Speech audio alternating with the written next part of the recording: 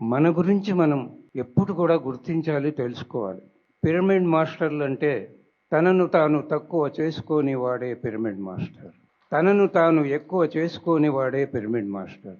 ఇతరులను ఎవ్వరిని తక్కువ చేయని వాడే పిరమిడ్ మాస్టర్. ఇది సార్ యొక్క డెఫినేషన్. మన గురించి మనం తెలుసుకోవాలి. పత్తికొండ ఆదోని పక్కన ఒక షిరిడి బాబా మందిరంలో పత్తిసారు అరిహంత్, బోధిసత్వుడు, బుద్ధుడు ముగ్గురు గురించి చెప్పాడు.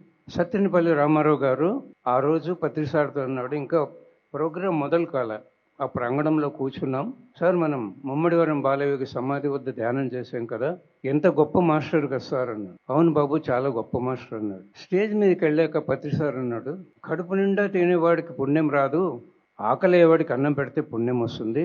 ఈ ముమ్మడివరం బాలయోగి చిన్న బాలుడుగా ఉన్నప్పటి నుంచి 45 సంవత్సరాలు ఏకధాటిగా ధ్యానం చేసి అరిషడ్ వర్గాలన్నీ అంతం చేసుకుని కామ, క్రోధ, లోభ, మోహ, మదమాత్సర్యాలను అరిహంతిగా ఎదిగాడు. అరిహంతగా ఎదిగిన ఈ ముమ్మడివరం బాలయోగి పైలోకాలకి వెళ్ళిపోయాడు, కానీ చివరి జన్మ లేదు.